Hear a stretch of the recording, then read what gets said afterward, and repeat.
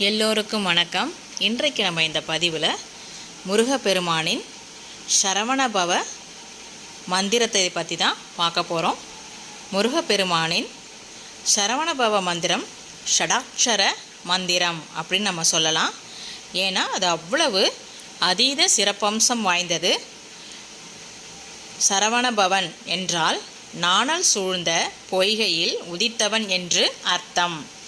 ச என்றால் செல்வம், ர என்றால் கல்வி, வ என்றால் முக்தி, ந என்றால் பகை வெல்வது, வ என்றால் காலம் கடந்த நிலை, வ என்றால் ஆரோக்கியம். இவ்வாறு சரவணபவ என்ற அந்த வார்த்தைக்கு இவ்வளவு அர்த்தங்கள் உள்ளது.